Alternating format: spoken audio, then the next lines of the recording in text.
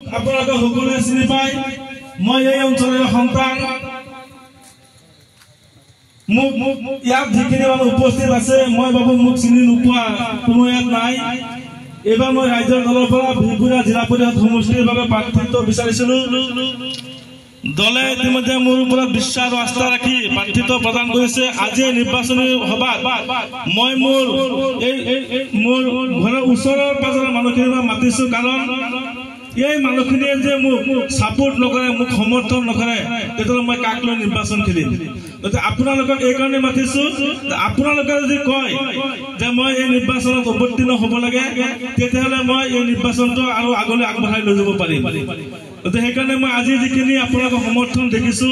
মই আপ্লুত হৈছো মই আশা কৰিব পাৰিছো আপোনালোকৰ উপস্থিতিয়ে আপোনালোকৰ সমৰ্থনে যে মই আশা কৰিব পাৰো আগন্তুক যি নিৰ্বাচন 2 তাৰিখে যি ভোট গ্ৰহণ হ'ব তাত আপোনালোকে আমাৰ প্ৰতীক চিহ্ন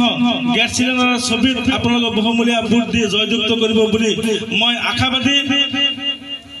মই এটা কথাই কম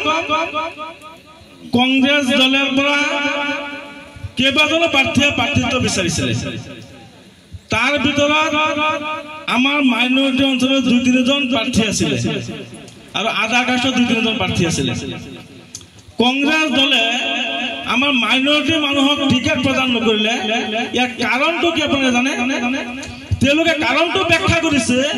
যদি কংগ্ৰেছ দলে মাইনৰিটি মানুহক টিকেট প্ৰদান কৰে তেতিয়াহ'লে হিন্দু মানুহে আমাক ভোট নিদিয়ে কথাটো আমাকে আপুনি ধ্যান দিব কংগ্ৰেছ দলে যদি মাইনৰিটি মানুহক টিকেট প্ৰদান কৰে তেতিয়াহ'লে হিন্দু মানুহে আমাক ভোট নিদিয়ে সেইকাৰণে তেওঁলোকে এজন হিন্দু ব্যক্তিক টিকেট প্ৰদান কৰিছে আমি তেওঁলোকক ভোট দিব লাগে আমি কি কংগ্ৰেছৰ ঠিকা লৈছো নেকি আমাক ভোট নিদিয়ে কিন্তু আমি ভোট দিম তেওঁলোক পূৰ্ণ বিশ্বাসী আমি ভোট দিম সেইকাৰণে তেওঁলোকক টিকেট প্ৰদান কৰিছে গতিকে এই কথাবোৰ আপোনালোকে বিচাৰ বিবেচনা কৰিব কংগ্ৰেছৰ মানুহ ইয়াত আহিব আমাৰ হৰিকান্ত দাস ডাঙৰীয়াই কৈছে যে কুলি চৰাই নিচিনা কু বুলি ক'ব যোৱা 21 চনৰ নিৰ্বাচনৰ পিছৰ পৰা ভৰত চন্দ্ৰ নৰা ডাঙৰীয়া বিধায়ক হোৱাৰ পিছৰ পৰা আজিৰ তাৰিখলৈকে আমাৰ কোনো এটা সমস্যাৰ কাৰণে বিধানসভাত মাত মাতিছে নেকি কওক বা আমাৰ কোনো এটা সমস্যা আমাৰ সংগ দিছে নেকি যদি কোনোবা ব্যক্তিয়ে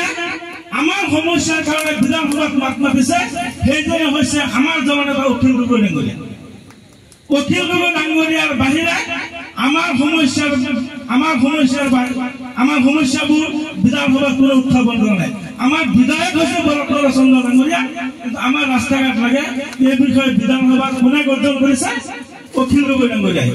গতিকে এই কথাবোৰো আমাৰ বহুত আলোচনা হৈ গৈছে আমাৰ জনেল ভাই ডাঙৰীয়াই ইতিমধ্যে কথাবোৰ কৈছে আমাৰ 19,000 ভোট আছে আমাৰ মাইনৰিটি মানুহৰ যদি আমাৰ 90% ভোট ভুল হয় আমাৰ 17,100 ভোট ভুল হ'ব যদি আপোনালোকে আমাক 80% ভোট প্ৰদান কৰে যদি আপোনালোকে 80% মাইনৰিটি মানুহে ৰাইজৰ দলৰ পক্ষত ভোট দিয়ে আমি 14,000 ভোট পাম অখিল গগৈ ডাঙৰীয়া আৰু ৰাইজৰ দল এটা ধৰ্ম নিৰপেক্ষ দল অখিল গগৈ ডাঙৰীয়াই কোনো জাতি ভেদত বিশ্বাস নকৰে অখিল গগৈ ডাঙৰীয়া সকলো মানুহক সমমৰ্যাদা দিয়ে সমচকুৰে চাই গতিকে আমি সেই হিচাপত বিশ্বাস কৰিব পাৰো আমি অখিল গগৈ ডাঙৰীয়া যেতিয়া ইয়াত নিৰ্বাচনী প্ৰচাৰ চলাব আহিব তেতিয়া আমি বিশ্বাস কৰিব পাৰো সংখ্যাগুৰুসকলৰ ফালৰ পৰা অন্তত আমি 10% ভোট পাম আমি যে সংখ্যাগুৰু ফালৰ পৰা আমি 10% ভোট পাওঁ তেতিয়াহ'লে আমি 2,000 ভোট তাৰ পৰা পাম আমাৰ 16,000 ভোট হ'ব আমাৰ 16,000 ভোট নালাগে এইবাৰ বিহপুৰীয়া জিলা পৰিষদ সমষ্টিত যিজন প্ৰাৰ্থীয়ে 14,000 ভোট পাব সেইজন প্ৰাৰ্থীয়ে বিজয় নিশ্চিত হ'ব গতিকে আমি ইয়াত জাতিভেদৰ ৰাজনীতিৰ কথা কোৱা নাই যেহেতু মই এজন মুছলমান প্ৰাৰ্থী সেইকাৰণে এইখিনি কথা মই আপোনালোকক ক'লো একটা লাভে যে কংগ্রেসে ভোট দেন একটা হিন্দু ছাড়া জিতব মুসলমানের ভোট দেন আমি জিতাম লাভ একটা কংগ্রেসে ভোট দিলে না রাইজর দলে ভোট দিলে না লাভ একটা হইব কংগ্রেসের ভোট দিলে একটা হিন্দু ছাড়া জিতবো, রাইজার দলের জানে ভোট দিলে একটা মুসলমান ছাড়া জিতবো। বিচার বিবেচনা আন্নে করবে সাইডা